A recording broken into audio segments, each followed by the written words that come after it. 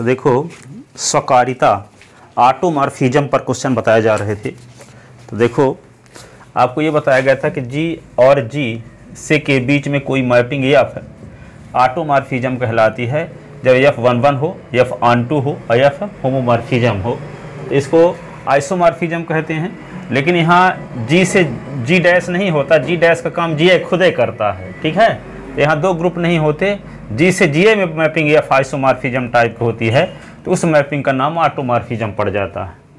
अब ग्रुप अलग अलग रहता तो इसी को आइसोमॉर्फिज्म कहते हैं। और जब डोमेन और कोडोमेन दोनों जी ही रहे, ऐसी कंडीशन में उस मैपिंग जो आइसोमॉर्फिज्म मैपिंग होगी उसी का नाम पड़ जाता है क्या, ऑटोमॉर्फिज्म, स्वकारिता, ठीक है, हिंदी में बोलते हैं। कल सुबह पढ़ा देंगे ना सर? हाँ कल पढ़ो, कल 21 है ना। हाँ। अब 22 को अब देखते हैं सर सीसी कैसे होती है। हाँ। कुछ पता ही नहीं चल रहा है। मैम के पास फोन करता हूँ तो क्या बोलती है, बताती ही नहीं कुछ। कभी बोलेंगे ऑनलाइन क्लास में होगा टेस्ट। माना जी गुणन के अंतर्गत धनात्मक, गुणन के अंतर्गत धनात्मक वास्तविक संख्याओं का समूह है। वास्तविक संख्याओं का समूह है। क्या है सर? क्वेश्चन बता रहा हूँ। माना जी गुणन के अंतर्गत धनात्मक संख्याओं का समूह, क्वेश्चन है लिख रहा हूँ अभी, क्वेश्चन में ऐसे लिखा है माना से, है ना। माना जी गुणन के अंतर्गत धनात्मक वास्तविक संख्याओं के, या यदि लिख लो, माना के स्थान पर लिख लो, यदि जी गुणन के अंतर्गत धनात्मक वास्तविक संख्याओं का समूह है तथा फाई जी से जी में निम्नानुसार परिभाषित है। परिभाषित है, कैसे परिभाषित है, phi x is equal to x square for all x belonging G, x belonging G. तो दर्शाइए, तो दिखाइए कि फाई जी की स्वकारिता है, स्वकारिता ऑटोमॉर्फिज्म है।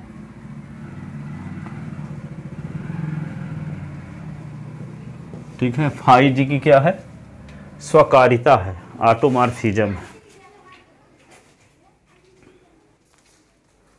ठीक है, तो लिखो इसका हल दिया है। जी गुणन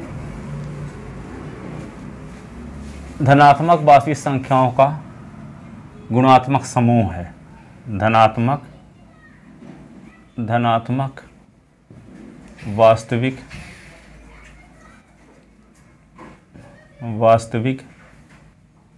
संख्याओं का गुणात्मक समूह है।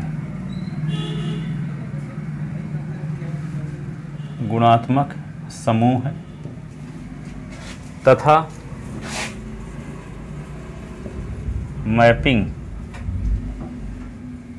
Phi from G to G निम्नानुसार परिभाषित है। निम्नानुसार परिभाषित है। तब हमें सिद्ध करना है, कि फाई जी की स्वकारिता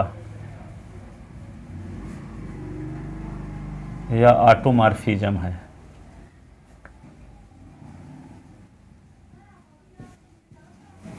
तो फाई को ऑटोमॉर्फिज्म ऑटोमॉर्फिज्म प्रूफ करने के लिए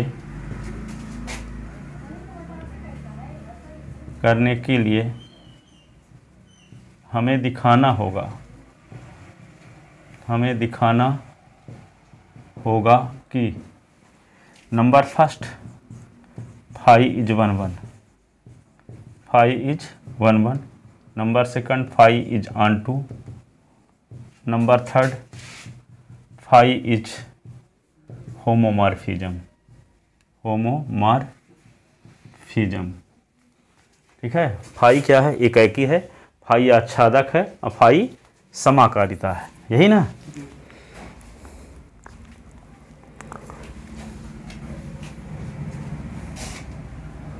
तो नंबर एक फाई इज 1 फाई एकाएकी है,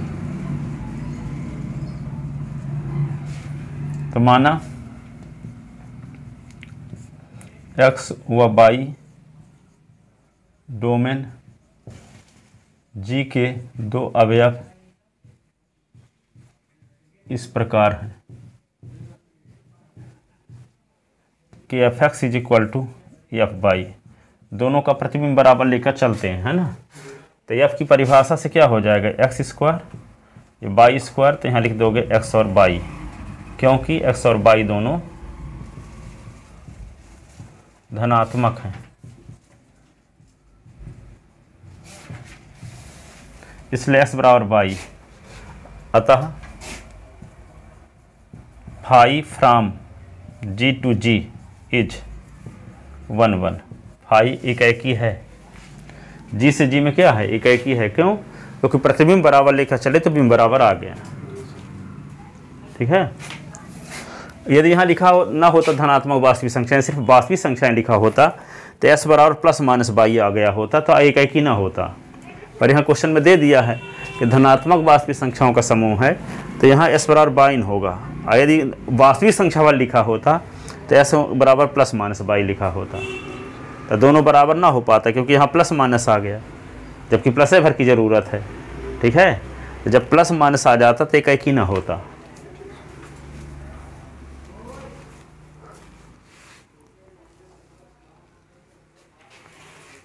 एकाएकी ना होने की दूसरी भी वजह देख सकते हो कि जैसे मान लो यहाँ पे आर है और आर है, तो जब वास्तविक धनात्मक नहीं दिया तो 2 भी होगा, -2 होगा, तो 2 में एफ लगा देंगे तो क्या हो जाएगा?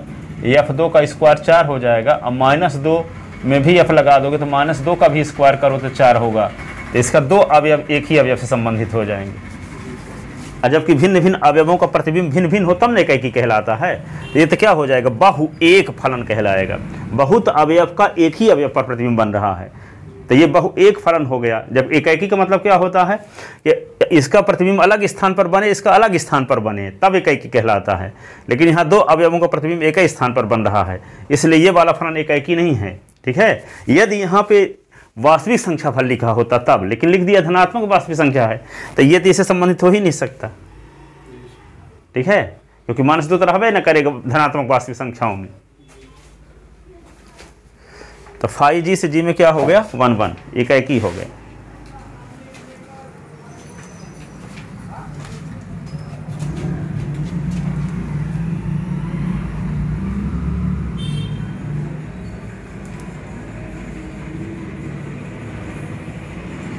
अब देखो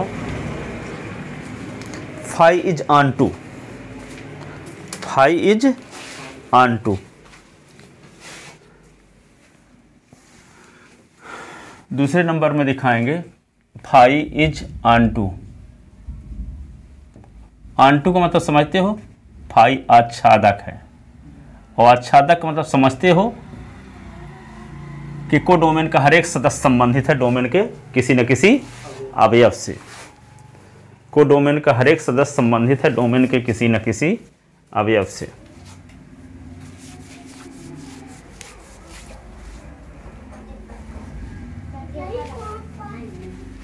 देख लेना, देखो अब कोडोमेन का हर एक सदस्य संबंधित है डोमेन के किसी न किसी अवयव से। इसका मतलब क्या हुआ? जैसे मान लो है आर है, और ये क्या है? आर, ये भी है। अब हम इसका कोडोमेन ये है, ये डोमेन है ना। तो इसका हम कोई स्वेच्छ अवयव लेते हैं 9, तो 9 के संगत रूट 9 मिल जाएगा। तो रूट 9 का मतलब होता है 3, तो 3 में लगा दोगे एफ, तो क्या होगा 3 का स्क्वायर, तो 9 नहीं आ जाएगा। यदि यहाँ 16 लेते हैं तो 16 के संगत रूट 16 मिलेगा, तो रूट 16 का मान 4, तो 4 में एफ लगा देंगे तो क्या होगा 4 का स्क्वायर तो 16 आ जाएगा कि नहीं। मान लो 17 मिल गया तो 17 के संगत रूट 17 मिल जाएगा, तो रूट 17 में क्या करोगे एफ लगा दोगे, तो रूट 17 में एफ लगाओगे तो रूट 17 का स्क्वायर हो जाएगा। परिभाषा यही ना है, जिस अवयव में एफ लगता है उसको स्क्वायर बना देता है, तो रूट 17 का स्क्वायर 17 हो जाएगा। तो इस प्रकार हम देखते हैं कि कोडोमेन का कोई भी सदस्य लेते हैं तो उसका प्री इमेज मिल जाता है आर में, उसका पूर्व प्रतिबिंब मिल जाता है। इसका मतलब यहाँ कोई अब 15 लेंगे तो रूट 15 मिलेगा, 17 लेंगे तो रूट 17 मिलेगा, 88 लेंगे तो रूट 88 मिलेगा। इस प्रकार ये कह सकते हैं कि कोडोमेन का हर एक सदस्य संबंधित है डोमेन के किसी न किसी अवयव से, इसलिए आच्छादक है। ठीक है, इसको दिखाने का क्या तरीका है कि हम कोडोमेन का कोई अवयव बाई मानते हैं तो बाई के संगत एस में एक अवयव एक्स मिलता है, डोमेन में एक अवयव एक्स मिलता है तो एस में एफ लगाते हैं तो क्या आ जाता है बाई। ठीक है, तो जब बाई लेते हैं तो यहाँ पे क्या होगा, तो हम क्या मान लेते हैं कोई अवयव क्या है बाई है, तो बाई के संगत रूट बाई मिलेगा, और इसमें एफ लगाएंगे तो क्या आएगा बाई आ जाएगा। एक्स लेते तो रूट एस मिलता, तो उसमें एफ लगाते तो क्या आ जाता है एक्स। ठीक है, क्योंकि रूट एस में एस लगाएंगे तो क्या एफ लगाएंगे तो रूट एस का स्क्वायर होगा ना, कि नहीं होगा। यहाँ पे जेड लेंगे तो क्या मिल जाएगा आपको रूट जेड मिल जाएगा, जिसमें एफ लगाएंगे तो रूट जेड का स्क्वायर हो जाएगा एफ लगाने की वजह से, तो जेड आ जाएगा। इससे साबित हो जाएगा कोडोमेन का हर एक सदस्य डोमेन के किसी न किसी अवयव से संबंधित है। इसलिए रेंज किसके बराबर हो गया कोडोमेन के बराबर, जो कोडोमेन में अवयव है वही रेंज में अवयव है। ठीक है, अर्थात कोडोमेन के सब अवयव संबंधित हो गए। ठीक है, रेंज में वही अवयव होते हैं जो संबंधित रहते हैं, जब सब संबंधित हो गए तो वही रेंज में हो गए, वही कोडोमेन में भी होंगे। कोडोमेन और रेंज में समान अवयव आ गए तो क्या हो जाता है वह फलन आच्छादक। एक दूसरे शब्दों में ये बोलने का कोडोमेन के हर एक सदस्य संबंधित हो गए डोमेन के किसी न किसी अवयव से, तब भी फलन क्या होता है आच्छादक। ठीक है, तो माना कोडोमेन आर का कोई स्वेच्छ अवयव बाई है, तब बाई के संगत डोमेन आर में अवयव रूट बाई का अस्तित्व, रूट बाई का अस्तित्व इस प्रकार से होगा, इस प्रकार से होगा कि अवयव root Y is equal to, तो रूट बाई में एफ लगाने से स्क्वायर हो जाएगा तो बाई ना आ गया। तो जो स्वेच्छ अवयव लिए थे उसका पूर्व प्रतिबिंब मिल रहा है, इसका मतलब हर एक अवयव का पूर्व प्रतिबिंब मिलेगा, जिसका अर्थ है, जिसका अर्थ है कि कोडोमेन आर का हर प्रत्येक अवयव डोमेन आर के किसी न किसी अवयव से, किसी न किसी अवयव से संबंधित है। इसलिए codomain of f is equal to range of f. अतः phi from G to G is on टू आच्छादक है। फाई क्या है, जी से जी में आच्छाद,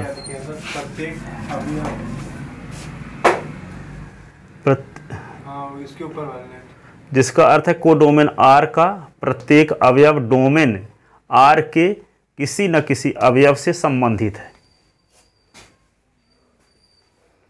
कोडोमेन DOMAIN कोडोमेन आर का प्रत्येक अवयव डोमेन आर के किसी न किसी अवयव से संबंधित है।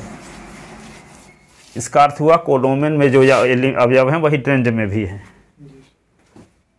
अतः फाई जी से जी डैश में क्या है, ऑन2।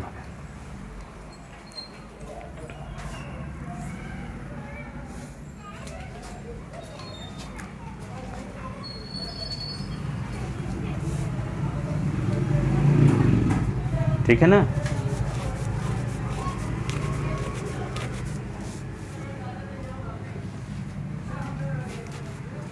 ये ऐसी लैंग्वेज है जैसे आप ब्राह्मी में पढ़ाए तो जो लैंग्वेज पढ़ाते थे 1 2 दिखाने के लिए ना, उस प्रकार हम लिख दिए। किताबों में हूबहू ऐसे ना मिलेगा आपको, उसकी लैंग्वेज अलग रहेगी। ठीक है, वो आपके समझ में अच्छे से नहीं आएगा, अगर सही वो भी रहेगा, ये नहीं कि वो गलत है, परंतु ये जैसे जैसे समझा रहे हैं उसी प्रकार लिख भी दिए हैं। इसमें कई पर्यायवाची जोड़ दिए गए हैं, सिर्फ इतने पर्याप्त है कि कोडोमेन का प्रत्येक अवयव डोमेन किसी न किसी अवयव संबंध पर, और उसको दूसरे शब्दों में क्या कह सकते हैं कि कोडोमेन ऑफ एफ बराबर रेंज ऑफ एफ। ठीक है, ठीक है। तो इसके लिए कुछ राइटर इतने में कह देते हैं कि आच्छादक है, ये सब व्याख्या करवे ना करेंगे। ठीक है, इतने से आच्छादक लिख दिया। तो जब समझते हो आप तो आप इतना भी लिख दो तो चल जाएगा, परंतु शुरुआत में जब उसकी जड़ से आप समझ नहीं रहे हो तो ये पूरी चीज़ें लिखना जरूरी है। अब इसको लिखोगे तो लंबा हो जाता है, तो लंबा हो जाता तो समझ में भी तो आएगा, ये जो लंबा नहीं होगा तो समझ में भी नहीं आएगा। हाँ,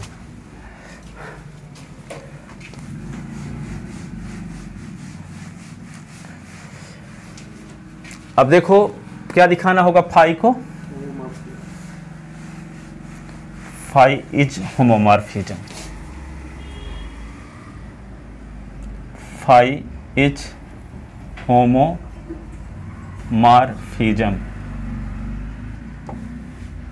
फाई इज होमोमॉर्फिज्म। तो क्या करना होगा, जी के दो अवयव लेंगे डोमेन आर के, है ना, माना डोमेन आर के दो अवयव एक्स व वाई हैं। तब हम देखते हैं, क्या देखते हैं,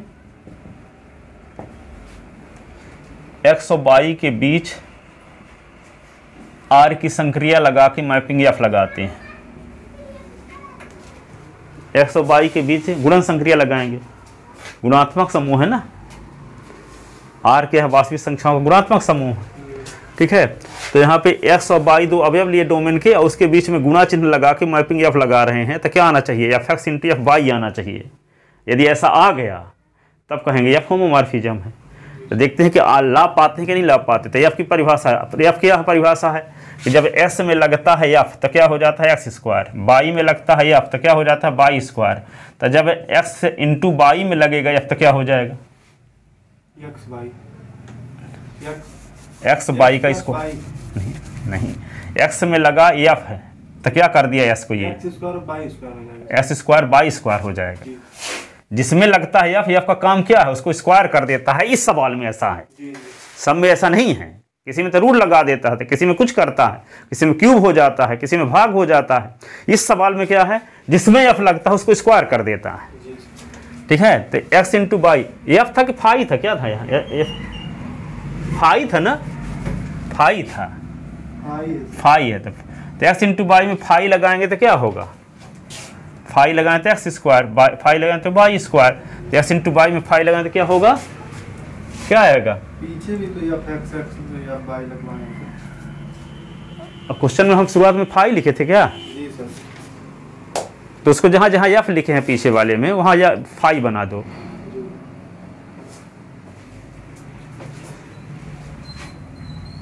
हर एक स्थान पे जहाँ जहाँ एफ लिखा होगा वहाँ फाई कर देना। उसमें तो ठीक लिखे थे ना, एकाएकी वाले में, एकाएकी वाले में एफ लगाए थे आप सर। अब आच्छादक वाले में, आच्छादक वाले में भी एफ लगाए थे। अरे कुल मिला के लगता है क्वेश्चन है कि सुधरवाना पड़ेगा, पर होगी चल बना दो ये फाइन। क्वेश्चन में तो फाइन ना लिखे थे हम, हाँ क्वेश्चन में तो फाई है। हाँ चलो वो फाई लिखा रहे तो फाई लिखोगे, एफ लिखा रहे तो एफ लिखोगे। उससे कोई फर्क नहीं पड़ेगा, हमको भूल गया कि फाई लिखे थे कि एफ लिखे थे। चलो देखो एक्स इंटू वाई में या फाई लगाओ तो क्या होगा, एक्स इंटू वाई का स्क्वायर होगा। तो क्या लिख दोगे इसको, एक्स स्क्वायर वाई स्क्वायर अलग अलग। अब एक्स स्क्वायर के स्थान पे क्या लिख सकते हो, फाई एक्स, और यहाँ पे आप वाई स्क्वायर के स्थान पे क्या लिख सकते हो, फाई वाई। फाई की परिभाषा से फाई एक्स बराबर एक्स स्क्वायर है और फाई वाई बराबर वाई स्क्वायर है। फाई की परिभाषा से तो यहाँ देखो x इंटू वाई में फाई लगाए तो phi X into phi Y आया, जिसका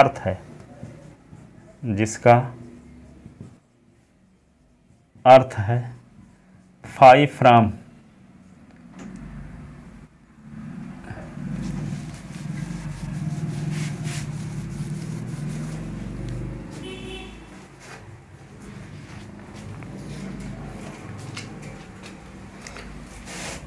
जी लिखे थे ना यहाँ,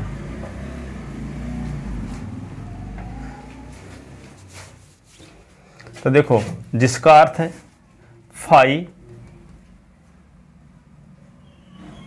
जी से जी में होमोमॉर्फिज्म है।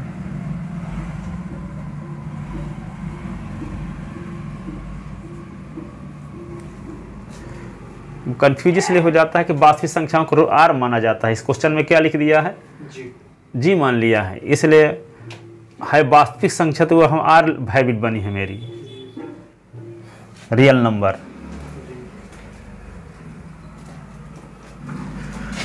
लिख ले तो देखो तीनों प्रकार कंडीशन को फॉलो कर रहा है फाई ना, 1 भी है, ऑन2 भी है और होमोमॉर्फिज्म है। इसलिए फाई जी पर क्या है, फाई जी की ऑटोमॉर्फिज्म है।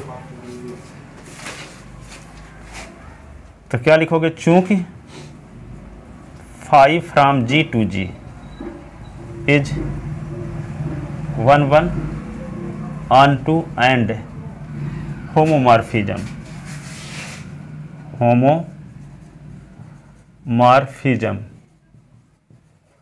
implies phi from G to G is isomorphism। तो लकारिता भी हो गई।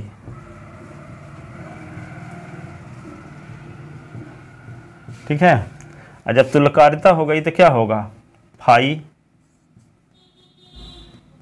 इज ऑटोमॉर्फिज्म ऑफ ग्रुप जी।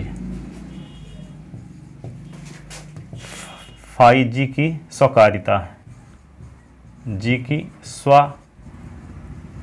है। Phi is automorphism of group G, phi G की स्वकारिता है।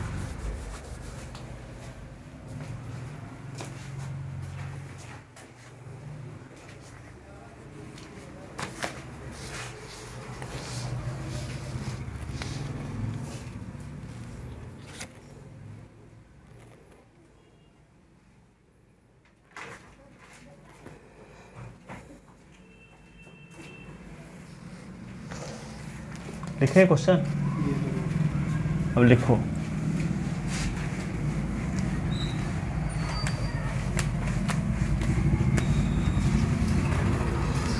ये क्वेश्चन नंबर देखो,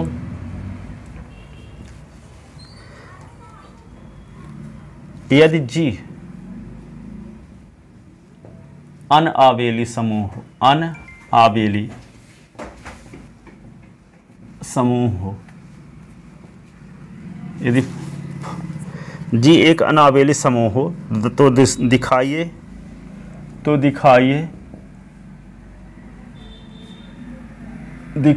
कि प्रतिचित्रण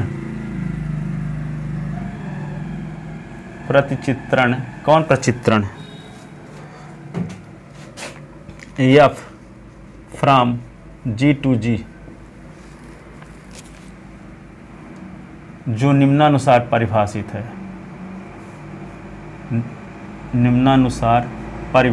है। कैसे परिभाषित है, f x is equal to x inverse for all x belonging जी।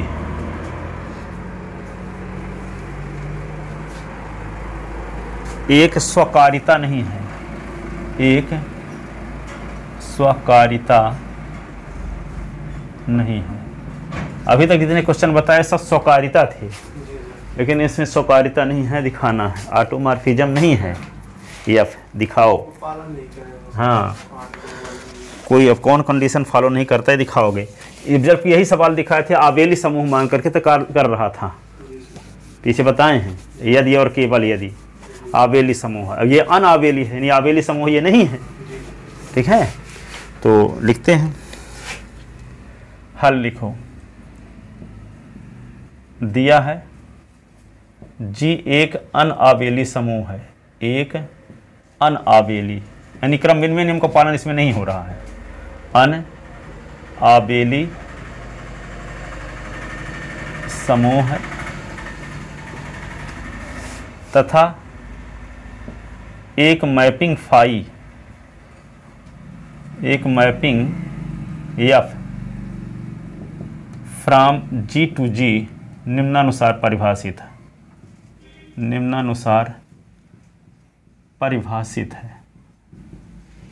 कैसे परिभाषित है कि F x is equal to x inverse for all s belong in G. तब हमें सिद्ध करना है, तब हमें सिद्ध करना है कि phi from G to G is not automorphism, is not automorphism, automorphism नहीं है, स्वकारिता नहीं है।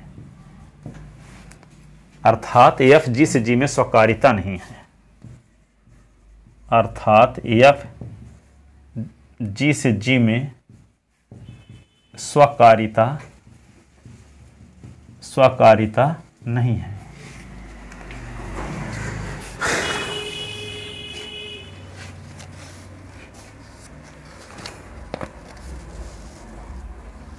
तो चूंकि जी एक अनआबेली समूह है, आबेली समूह है, अतः x comma y belong in G इस प्रकार होंगे कि x Y is not equal to y x. क्रम विनिमय नियम का पालन नहीं होगा, x Y is not equal to y x. यदि संभव हो तो मान लिया, यदि संभव हो तो मान लिया। क्या मान लिया? F X Y is equal to F X into F Y. होगा तो नहीं किसी हालत में, परंतु हम मान लेते हैं कि एफ होमोमॉर्फिज्म है, ठीक है। इसमें तो फाई नहीं होगा सर, फाई नहीं है। यदि संभव हो तो मान लिया, ठीक है। जैसे मान लो कोई आदमी आईएएस का फॉर्म क्यों नहीं भर सकता, तब ये ना बताओगे कि उसने पीएचडी किया या ग्रेजुएशन किया, ये किया, ये बताओ क्यों नहीं भर सकता, तो कहोगे उसकी कोतवाली में रिपोर्ट दर्ज है इसलिए नहीं भर सकता, ठीक है, केस लगा है उस पर, तो उसके वीक पॉइंट पर ना फोकस करोगे। तो हमको ये दिखाना है कि ये एफ मैपिंग जो है वह स्वकारिता नहीं है। तो कौन वजह स्वकारिता नहीं है? आईएएस का फॉर्म नहीं भर सकता तो कौन सी वजह है? ये ना बताओगे कि वहाँ पे लंदन से भी किया, पीएचडी किया है, आईएएस क्वालिफाइड है, वे सब ना बोलो। एक वीक पॉइंट बताओ क्यों नहीं फॉर्म भर सकता, ठीक है। तो स्वकारिता नहीं है तो क्यों नहीं है? हम ये ना दिखाएंगे कि आच्छादक है तो आच्छादक दिखाने लगे, एक एक दिखाई दिखाने। हमारा मकसद ये है कि ये दिखा दें कि ये क्या है, वे स्वकारिता क्यों नहीं है, तो कौन सी प्रॉपर्टी फॉलो नहीं हो रही उस पर हम फोकस कर रहे हैं, ठीक है। तो यहाँ पे देखते हैं कि एफ एक्स इंटू वाई में एफ लगा के देखते हैं, तो F X into F Y लेकर चलते हैं। तो यहाँ क्या हो जाएगा देखो, अभी समझना। तो एक्स वाई का क्या हो जाएगा, इनवर्स एफ की परिभाषा से। तो यहाँ क्या हो जाएगा, एक्स का इनवर्स, यहाँ क्या हो जाएगा, वाई का इनवर्स एफ की परिभाषा से, क्योंकि जिस एलिमेंट में एफ लगता है उसका इन्वर्स कर देता है, यही ना परिभाषा एफ की। ठीक है, तो एस वाई में लगेगा तो एफ एस वाई के इन्वर्स हो जाएगा, लेकिन यहाँ रिवर्सल लग जाएगा। कौन सा रिवर्सल क्या होता है? दो अवयवों के गुणनफल का प्रतिलोम उनके प्रतिलोमों के उल्टे क्रम के गुणनफल के बराबर होता है। तो एस वाई का इन्वर्स बराबर क्या लिख सकते हैं? बताए थे कल भी, ए इंटू बी का इन्वर्स बराबर क्या होता है? B inverse A inverse. उल्टे क्रम के गुणनफल, अलग अलग नहीं है कि यहाँ पे क्रम से लिख दो, ए इन्वर्स बी इन्वर्स। दो अवयवों के गुणनफल का प्रतिलोम उनके प्रतिलोमों के उल्टे क्रम के गुणनफल के बराबर होता है, यही व्युत्क्रम नियम है। हाँ, समूह के गुणधर्म जो पहले दूसरे दिन पढ़ाए थे। ठीक है, तो यहाँ क्या होगा? व्युत्क्रम लगा दोगे तो बाई का इन्वर्स हो जाएगा एस का इन्वर्स, और यहाँ एक्स का इन्वर्स बाई का इन्वर्स। ठीक है, तो यहाँ देखो क्रम विनिमय नियम का पालन होने लगा। यहाँ by inverse x inverse by inverse, जबकि क्रम विनिमय का पालन होना नहीं चाहिए अनावेली है। तो यदि हम इसको समाकारिता मान लेते हैं तो क्रम विनिमय नियम का पालन होने लगता है, जबकि अनावेली समूह है तो क्रम विनिमय नियम का पालन होना नहीं चाहिए। इस वजह से यह वाली मैपिंग क्या होगी? स्वकारिता नहीं है। ठीक है, यदि हम एफ को क्या मान लेते हैं कि होमोमॉर्फिज्म है, ठीक है, तो गलत परिणाम में पहुंच जाते हैं। तो गलत परिणाम क्या साबित करता है? एफ होमोमॉर्फिज्म नहीं है। एफ को हम होमोमॉर्फिज्म मान कर चले, तो होमोमॉर्फिज्म मान कर चलने से क्या रिजल्ट आ रहा है? गलत क्रम विनिमय नियम को पालन हो जाता है, जबकि अनावेली समूह है तो क्रम विनिमय नियम का पालन होना नहीं चाहिए। तो इससे बात साबित हो गई कि जो हम मानकर चले थे कि एफ होमोमॉर्फिज्म है वो गलत है। इसका मतलब एफ होमोमॉर्फिज्म नहीं है। एफ होमोमॉर्फिज्म जब नहीं है तो कोई मैपिंग ऑटोमॉर्फिज्म होती कब है? जब एकाकी आच्छादक और होमोमॉर्फिज्म हो, तीनों प्रकार की शर्तों का पालन करे।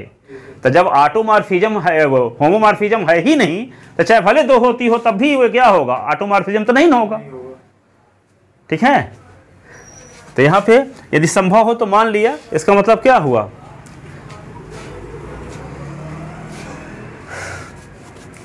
जो कि इस बात का विरोध है, जो कि इस बात का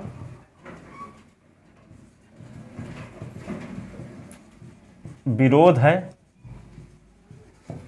कि जी अनावेली समूह है, कि जी अनावेली समूह है।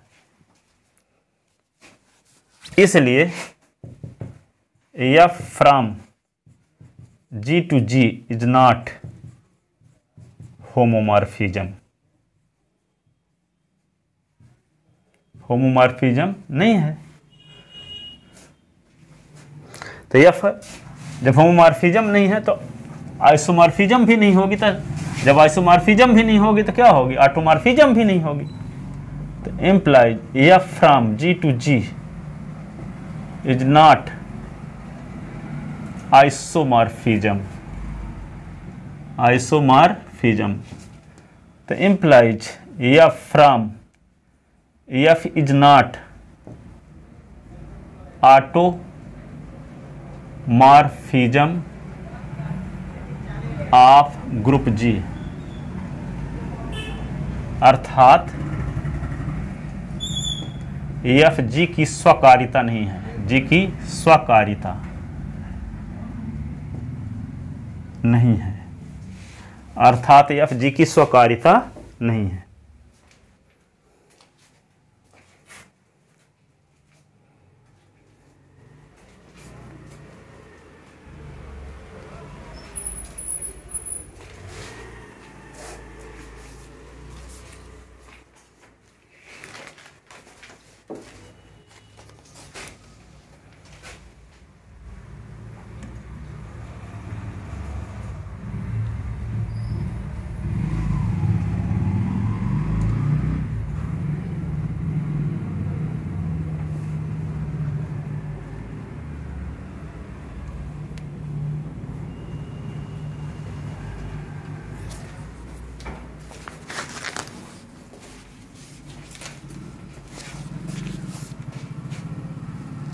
लिख ले।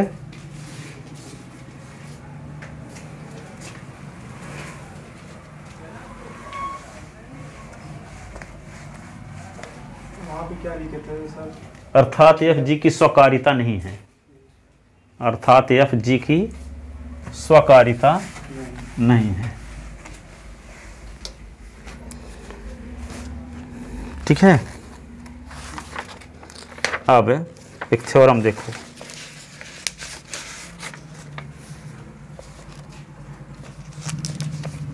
थ्योरम ये है,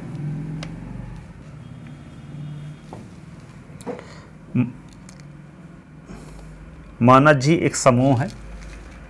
ये माना शब्द लिखा रहता कथन में, ये ना देखना हम लिख रहे हैं तो कहोगे कि परीक्षा में आ जाओ तो कहोगे ये कोई माना कैसे लिखा है। तो जैसे जैसे लिखे मिलते हैं वैसे हम सब लिख रहे हैं ना, ताकि वहाँ डाउट ना हो जाए। ठीक है, लगता होगा कि क्वेश्चन में माना कैसे आएगा, तो मान लिया है कि जी क्या है, एक समूह है। माना जी एक समूह है, जी एक समूह है। अब आगे की बात ज़्यादा इम्पॉर्टेंट है। समूह है, ए जी का कोई स्वेच्छ अवयव है, ए जी का कोई स्वेच्छ अवयव है, अपनी इच्छा से लिया गया अवयव है, स्वेच्छ अवयव है।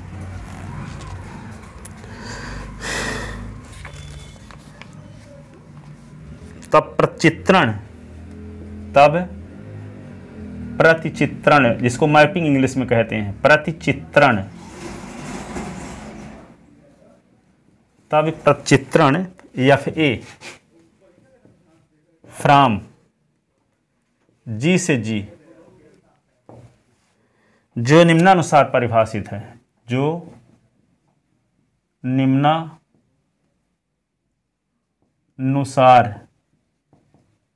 परिभाषित है, निम्नानुसार परिभाषित है। कैसे परिभाषित है कि एफ ए मैपिंग लगा देते हैं एक्स में, तो एफ ए का काम क्या है, एस के पहले ए इनवर्स लगाता है और एस के बाद ए कर देता है। फॉर ऑल एस बिलोंगिंग जी, इसका मतलब जी के किसी भी अवयव में, जैसे मान लो बाई में लगा दिए एफ ए तक, ये क्या काम करेगा, ये ए इनवर्स बाई ए कर देगा। जेड में लगा दिए क्या, एफ ए, तो क्या कर देगा, ए इनवर्स जेड ए कर देगा। वही कहता है कि एफ ए जी के हर एक अवयव में इसी प्रकार का बदलाव करता है।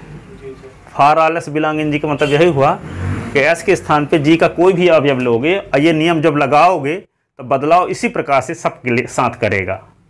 ठीक है, तो ये मैपिंग इस प्रकार से डिफाइंड है जी के हर एक अवयव के लिए। ठीक है, अब हर एक अवयव को दिखाना पॉसिबल नहीं है तो बता दिया, फॉर ऑल एस बिलोंगिंग जी के हर एक अवयव के लिए कंडीशन फॉलो हो रही है। ऐसी कंडीशन में ये वाली मैपिंग क्या है, परिभाषित है, एक स्वकारिता है। ठीक है, मैपिंग क्या है, ये स्वकारिता, ऑटोमॉर्फिज्म है। ठीक है, परिभाषित है, एक स्वकारिता है, एक स्वकारिता,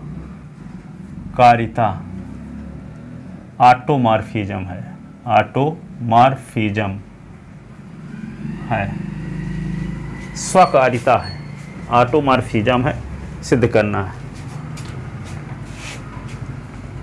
ठीक है ना, तो जी एक ग्रुप है और जी में ए जी का कोई स्वेच्छ अवयव है, जी से जी में एक मैपिंग एफ इस प्रकार से डिफाइंड है, तो आपको सिद्ध करना है कि ये वाली मैपिंग ऑटोमॉर्फिज्म है। तो ऑटोमॉर्फिज्म सिद्ध करने के लिए क्या दिखाना पड़ेगा, F A is one way one, F A is on to, F A is homomorphism.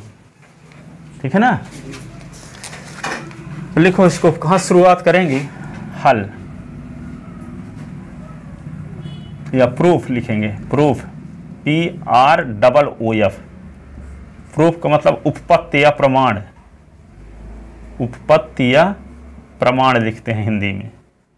English में लिखना है तो प्रूफ लिखते हैं, PROP, ये प्रूफ नहीं लिखते कि PROVE, प्रूफ इसको लिखेंगे, उपपत्ति या प्रमाण। अब क्या लिखोगे, दिया है जी एक समूह है, एक समूह है और ए जी का स्वैच्छ अवयव है तथा एक मैपिंग, एक प्रचित्रण की अंग्रेजी होती है मैपिंग, है ना, एक mapping FA from G to G defined as follows, निम्नानुसार परिभाषित है, डिफाइंड एज फॉलोज। किस प्रकार से परिभाषित है?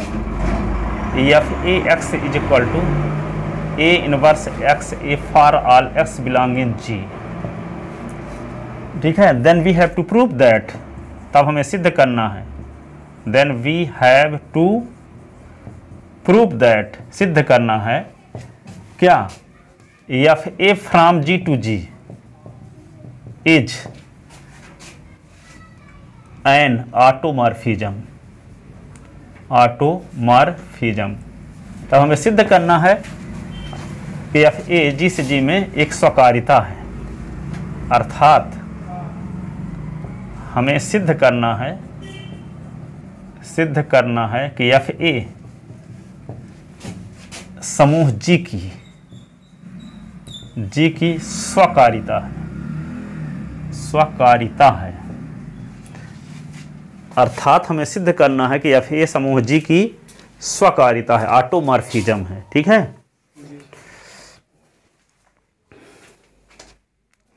तो FA को G की स्वकारिता सिद्ध करने के लिए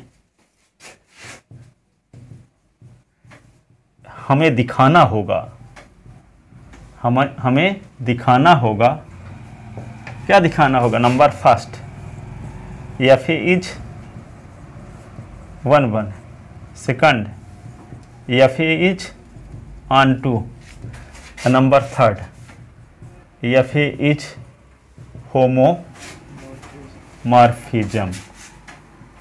होमोमॉर्फिज्म, तीनों कंडीशन दिखाना होगा। FA 1 1 है, FA ऑन टू है, FA होमोमॉर्फिज्म है।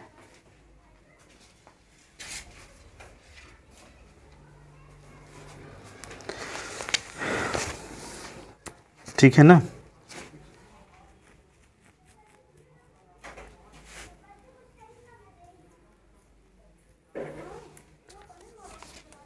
लिख ले, तो देखते हैं अब क्या देखेंगे। पहले FA is 1 1, number first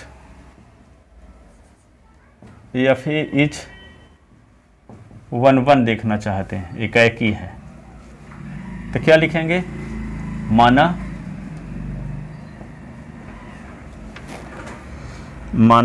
x व y G के डोमेन G के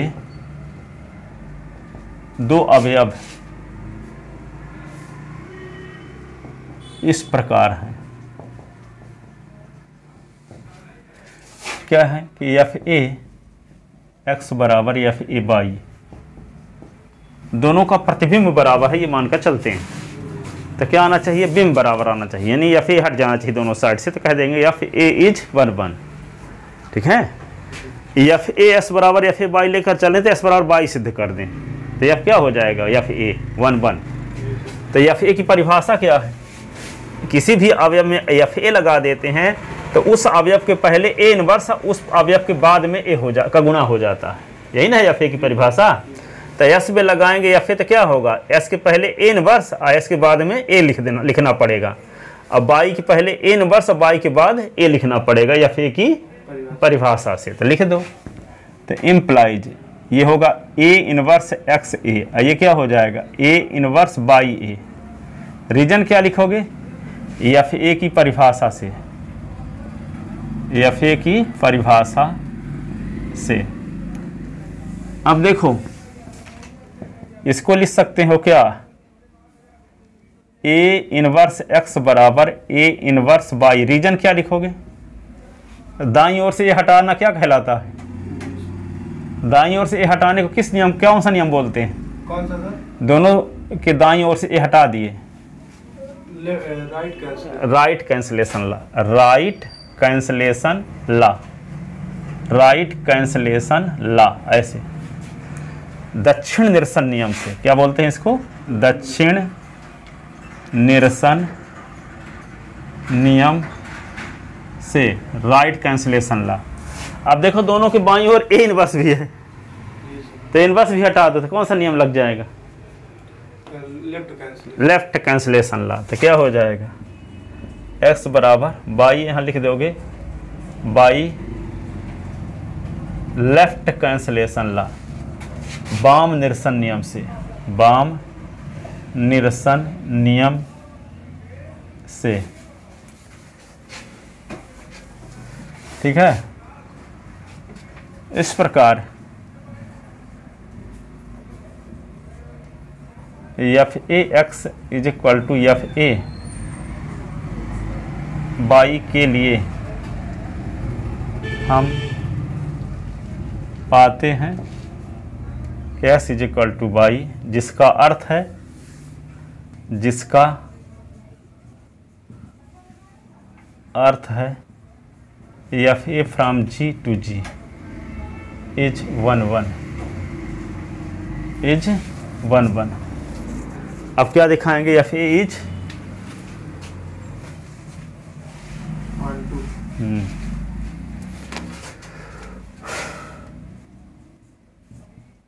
F A is on to, F A is on to. तो क्या करना पड़ेगा आपको? कोडोमेन जी का कोई स्वेच्छ अवयव मानकर चलेंगे, और उस अवयव के संगत डोमेन में यदि कोई अवयव ऐसा मिलता है जिसमें एफ लगा दें, एफ ए लगा दें, तो कोई अवयव आ जाए जो हम माने, तो इससे ये बात साबित हो जाती है कि कोडोमेन का हर एक सदस्य डोमेन के किसी न किसी अवयव से संबंधित है। तो कोडोमेन का कोई स्वेच्छ अवयव मानो, माना कोडोमेन जी का, कोडोमेन जी का कोई स्वेच्छ अवयव, कोई स्वेच्छ अवयव x है, कोडोमेन का कोई स्वेच्छ अवयव x है, तब x के संगत, x के संगत डोमेन G में एक अवयव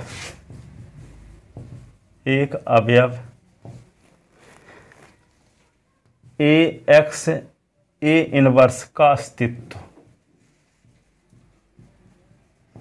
इस प्रकार से है, इस प्रकार से है, इस प्रकार से है। एफ ए लगाते हैं इसमें, ए एक्स ए इनवर्स में, देखो ठीक है। इस A inverse X A inverse को सॉल्व करो तो ऐसे आएगा। पर एफ ए जब लगाएंगे तो देखो यहाँ एफ ए जब लगाए थे तो इसके पहले क्या किया था? ए इनवर्स का गुना, इसके बाद में क्या किया था? ए का गुना। ये ना है एफ ए की परिभाषा। तो जिस एलिमेंट में हम एफ ए लगाएंगे तो एफ ए का काम क्या है?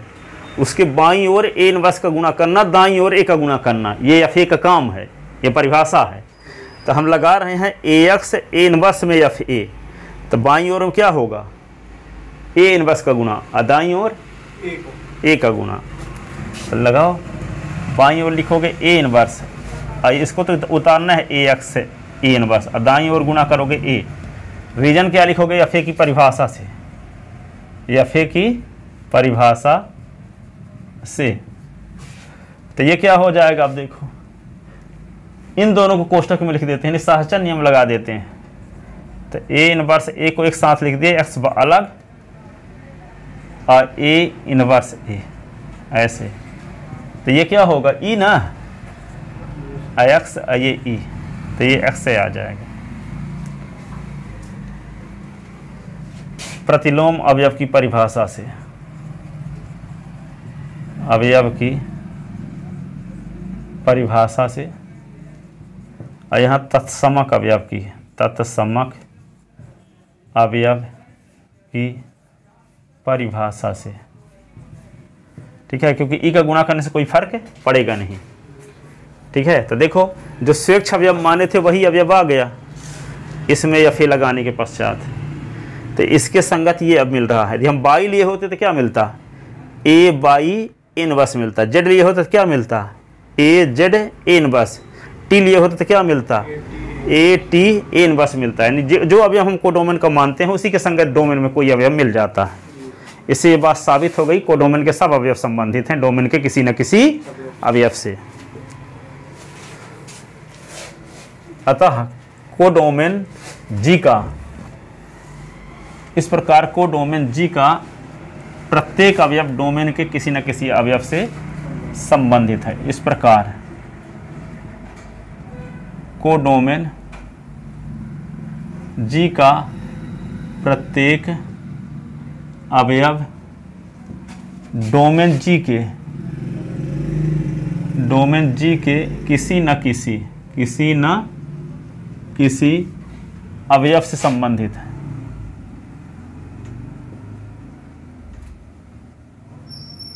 अतः F A from G to G is on to,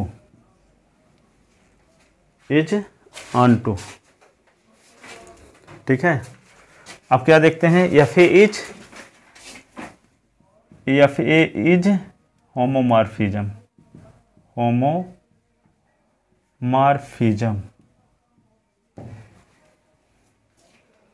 F A is homomorphism, F A is homomorphism.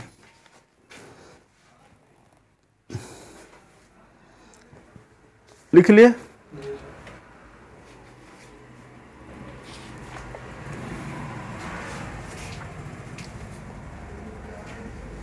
तो माना एक्स व वाई डोमेन जी के दो अवयव हैं, तो एक्स और वाई के बीच में गुणा का चिन्ह लगा के मैपिंग या फे लगाते हैं, तब हम देखते हैं दोनों के गुणनफल में मैपिंग एफ लगा के देखते हैं। यदि एफ ए दोनों के साथ अलग अलग हो जाता है तो होमोमॉर्फिज्म कहलाएगा। तो एफ ए की परिभाषा से क्या होगा बताओ, जिस अवयव में एफ ए लगता है उसके बाईं ओर ए इनवर्स का गुणा दाईं ओर ए का गुणा कर देता है। ये एफ ए का काम है इस सवाल में, है ना।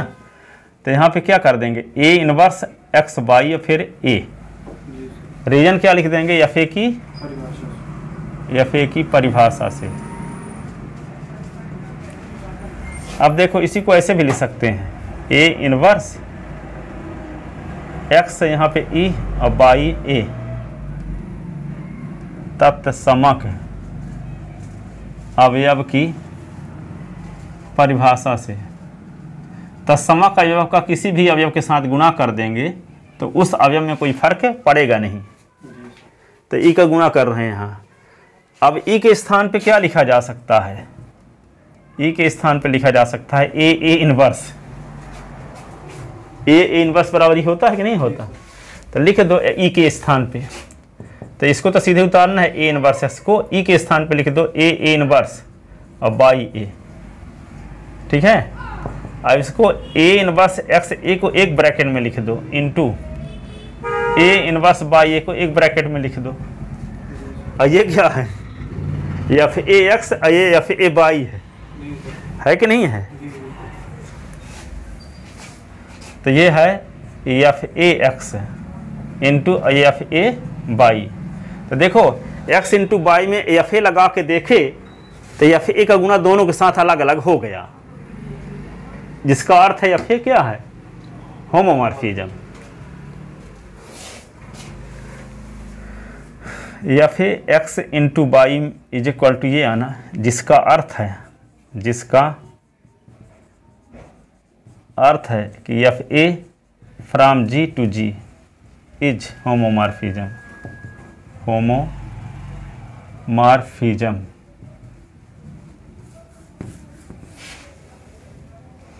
तो इम्प्लाइज एफ ए क्या कहलाएगा फिर जी से जी में, is isomorphism. So F A is automorphism, automorphism of group G, अर्थात एफ ए जी की स्वकारिता है, अर्थात एफ ए जी की क्या है, स्वकारिता, स्वकारिता है, एफ ए जी की क्या है, स्वकारिता, ऑटोमॉर्फिज्म।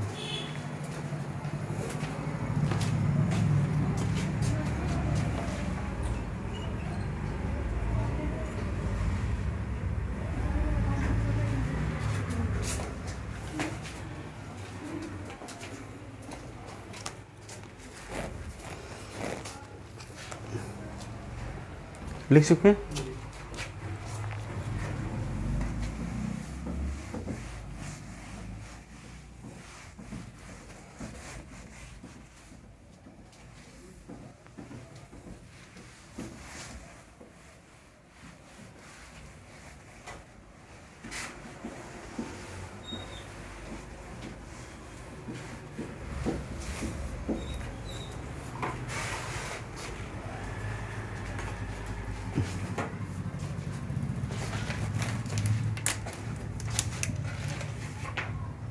अच्छा, ग्रुप एस संबंधित है क्या हुए?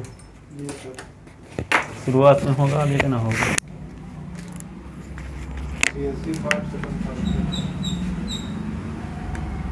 सेमेस्टर वाला है क्या, ईयरली वाला है?